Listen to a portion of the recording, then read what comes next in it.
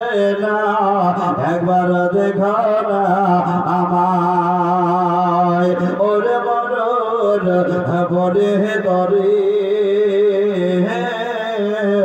দয়া নবীজি মর গিয়েছেন কোন পথ ধরে মরুর বলে গেছে শত মরুর বলে গেছে শত কিন্তু নবের পায়ের কেন পরে না দয়াল হাবিব বিনে প্রাণ বাঁচে না একবার দেখো না আমায় দয়াল রাসূল বিনে প্রাণ বাঁচে না একবার দেখো না আমায় ওরে রাখাল শোনো তো ভাই দয়াল নবীজি আমার গিয়েছেন কোথায় ওরে রাখাল শোনো তো ভাই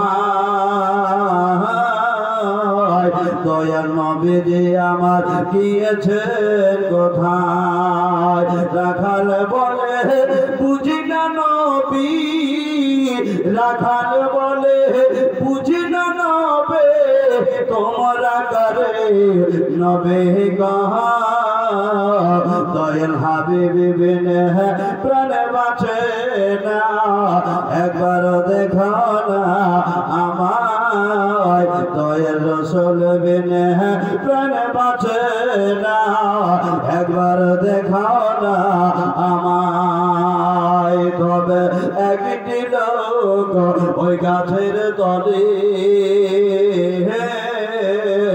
সেই দায়ে পরে শুধু কান্না করে তবে একটি লোক ওই গাছের তলে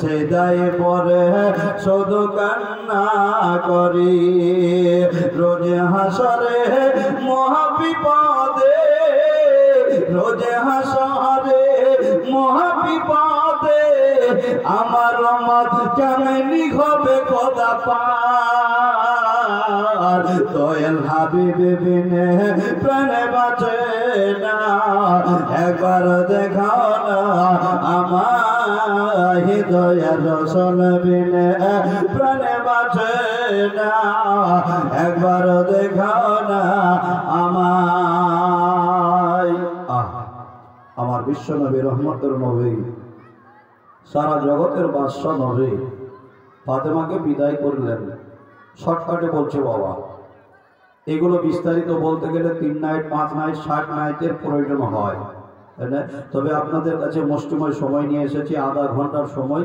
ঘাবড়াবেন না বাবা হযরতে আলী শেরে খোদা মুশকিল কুশা ফাতেমাকে নিজের সঙ্গিনী করে নবীকে সালাম করলো কাবাকে সালাম করলো আর রাস্তা দিয়ে চলে যাচ্ছে বাবা থাকার জায়গা নাই ফাতেমার দিকে যে আছে আওয়াজ দিয়ে বললো ফাতেমা আমাদের তো থাকার স্থান নাই রাত্রি কোথায় গিয়ে কাটাবো বাসর কোথায় বানাবো আমার বিশ্ব নবীর বেটি মা ফাতেমা খাতুনে জান্নাত রাদিয়াল্লাহু আনহা একটাই কথা বলেছিল বলে স্বামী গো তুমি যেন চিন্তা করো না তুমি যেই জায়গাতে নিয়ে যাবে আমার আল্লাহ যেখানে রাজি আমি ফাতেমা ওই জায়গাতে রাত্রি কাটাতে রাজি এই কথাগুলো বলার পরই রাস্তা দিয়ে চলে যায় বহু দূর হেঁটে হেঁটে যেতে যেতে একজন সাহাবী রাসূল সামনে যেন অপেক্ষা করছে না বাবা যেমনি দেখছে ফাতেমা হেঁটে যাচ্ছে আলীও যেন হেঁটে যাচ্ছে ইশারা করে বলল হুজুর কোথায় চলে যাচ্ছেন গো কোথাও যেতে হবে না আমি একজন অভাবী মানুষ আমি একজন গরিব মানুষ কিন্তু আপনাদের জন্য থাকার আমি ব্যবস্থা করে দিয়েছি জোরে বলুন আরো জোরে যেমনি ভাবে আওয়াজ দিল হযরতে আলী বলতে লাগলো, ভাই তুমি তো ডাকছো ঠিকই রে ভাই, কিন্তু আজকে একটা কথা বলতে চাই। কি কথা? আজকের রাত হলো আমাদের বাসর রাত, আজকের রাত হলো যেন সুন্দর একটা কাটাবার রাত। এই জন্য আজকে যেখানে আমাদের বাসর হয়ে যাবে ওই জায়গাটাকে কখনো বদল করা যাবে না। সাহাবী রাসূল দাঁড়িয়ে আওয়াজে বলল, বলে হুজুর আপনি আর চিন্তা করেন না, যদিও আমি একজন অভাবী মানুষ, আমাদের যদি ভাঙা জীর্ণ কোটি ঘর আছে, কিন্তু আপনার জন্য আমার একখানা ঘর রাখা আছে। খোদার কসম, যেই ঘরে আপনার বাসর হয়ে যাবে ওই ঘরখানা কোনোদিন আপনার কাছ থেকে ফিরিয়ে নেব না। ওই ঘরটা আপনাকে অনুদান করে দিলাম। ওই ঘরটা দান করে দিলাম। জোরে বলা যাবে না? ওই ঘর দান করে দিলাম, ওই ঘরটা ফিরিয়ে নেওয়া যাবে না। এই দেখেন, রাত কাটতে লাগলো, সময় কাটতে লাগলো, এরকম একের পর এক করেই যখন সময়গুলো বয়ে যাচ্ছে, নবী মোস্তফার মন কিন্তু খারাপ। কেন বলেন তো? বেটিকে দেখতে যাবে, একদিন হলো, দুদিন হলো, 3 দিন হলো, নবী মোস্তফার মন ভালো নাই। কবে যাব? বেটিকে দেখে আসবো, মনটা আমারও আনন্দ হবে, আমার কলেজার টুকরার মনটাও যেন ভালো থাকবে। এই মনে করে বাবা বাড়ি থেকে বেরিয়ে গেছে।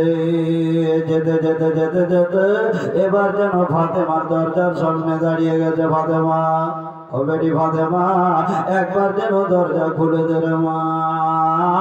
যেমনি ভাবে আওয়াজখানা পেয়েছে, আমার আব্বা তুমি এসেছো, এসো একটু ভিতরে চলে এসো, তুমি যেন ভিতরে এসো গো আব্বা, সুন্দর জায়গা রেখেছি। এবার আব্বা যেন ভিতরে গেল। নবী মোস্তফা ভিতরে যাওয়ার পরে বেটির দিকে ইশারা করে বলল, বেটি ফাতেমা যাও, তুমি তাড়াতাড়ি করো, একটা খোরাতে করে কিছু পানি নিয়ে এসে দাও। পানি এ চট করে ছুটে গেল, এক খোরাতে করে পানি নিয়ে এসে দিয়েছে। বাবা ওই পানিগুলোকে নিয়ে বিসমিল্লাহ পড়ে কালাম পাক থেকে আয়াত পড়ে দিয়া পানিগুলোতে ফুঁ মেরে দিল। ওই পানিগুলোকে নিয়ে ফাতেমার চেহারাতে ছিটাইয়া দিল। বেটি আর একটু পানি দিয়ে আসো, যাও পানি নিয়ে আসো। আর একটু পানি এনে হাজির করেছে। ওই পানিতে যেন কোরআন পাক থেকে তেলাওয়াত করে দিয়া আবার যেন ফুঁ মেরে দিয়েছে। আর যেমনি ভাবে ফুঁ মেরে দেওয়া ওই পানিগুলোকে নিয়ে হযরতে আলীর চেহারাতে ছিটাইয়া দিল। বেটি ফাতেমা, তোরে একটা কথা বলে যাচ্ছি মা, তবে তুমি কথাটা মনে রাখবে, ইনি হলো তোমার স্বামী। কি কথাটা বলছে? ইনি হলো তোমার স্বামী। কথা বলেন না গো, কথা যদি আপনারা হু হা বলেন, ওই গল্প করেন, আর হু কান না দিলে কিন্তু ভালো লাগে না, লাগে? তো সোনার মন নিয়ে যখন আছেন, ইনশাল্লাহ ব্যাটারি চার্জ হচ্ছে, ঘাবড়ায়েন না, তাই না? একটা রাত্রিতে 5 ঘন্টা 7 ঘন্টা বন্ডেওয়ালা আছে, অসুবিধা নাই। এখানে তো আধা ঘন্টার সময় পেয়েছি, আপনাদের জন্য দম তুলে দেবো আজকে ইনশাল্লাহ। তবে ঘাবড়াবার কিছু নাই। আমি বলতে চাই যে, কি বললেন? নবী মোস্তফা ফাতেমার দিকে তাকিয়ে বলছে, বেটি ফাতেমা, এ হলো তোমার স্বামী, ইনার নাম হচ্ছে আলী, আর আমার আল্লাহ মায়ের পেটে কে বানিয়েছে আল্লাহর ওলি। ধরে বলেন, তাহলে তোমার স্বামীর মনে তুমি কষ্ট কোনোদিন দেবে না। কি বললো? স্বামীর মনে দুঃখ কখনো দেবে না, কারণ তোমার স্বামী যদি কষ্ট পায় আমি নবী কষ্ট পাবো, আর আমি নবী যদি কষ্ট পাই আমার আল্লাহ করে ক্ষমা করবে না। যারা বলো, বলবে কিনা? আলীর দিকে ইশারা করে বলল, আলী ও বাবা তুমি শোনো, তুমি আল্লাহর ওলি, তবে তুমি একটা কথা মনে রাখবে, ইনি হলো ফাতেমা। এ ফাতেমা কিন্তু সাধারণ না, ইনি হলো জান্নাতি নারীদের সর্দারিনী। এই ফাতেমার মনে তুমিও কষ্ট দেবে না, কারণ তুমি যদি এই ফাতেমার মনে কষ্ট দাও, এই ফাতেমা কিন্তু বাল্য অবস্থায় মা হারিয়েছে, এতিম। যদি মায়ের কথাটা মনে পড়ে যায় ভীষণ কষ্ট হবে। ফাতেমা কষ্ট পালে আমিও কষ্ট পাবো, কথায় তুমি ফাতেমার মনে কষ্ট দেবে না। আরে নবীর বেটে মা ফাতেমা জান্নাতের রানী, এই কথা তবে তার গো হাদিসের বাণী। জোরে বলেন, সবাই মিলে বলেন। নবীর বেটে মা ফাতেমা জান্নাতের রানী, এই কথা তবে তার গো হাদিসের বাণী, এই কথা তবে তার গো হাদিসের বাণী। জগতে জননী সে যে নারী তের শিকা, নিজে থাকেন বনা হারে, অপরকে দিতেন ভিক্ষা। কেউ কোনদিন দরবার থেকে, কেউ কোনদিন দরবার থেকে খালি ফিরে যায়নি জান্নাত রানী। নবীর বেটে মা ফাতেমা জান্নাতের রানী, এই কথা তুমি তার গো হাদিসের বাণী, এই কথা তুমি তার গো হাদিসের বাণী। আরো কবি কত সুন্দর ভাষা লিখেছে, একটু জোরে বলুন সুবহানাল্লাহ। এই কথা তুমি তার গো হাদিসের বাণী। একদিন দুই দিন গহরে খাবার নাই যার ঘরে, ইমাম হাসান হুসেন কান্দেন হায় গো, মায়ের আচল ধরে।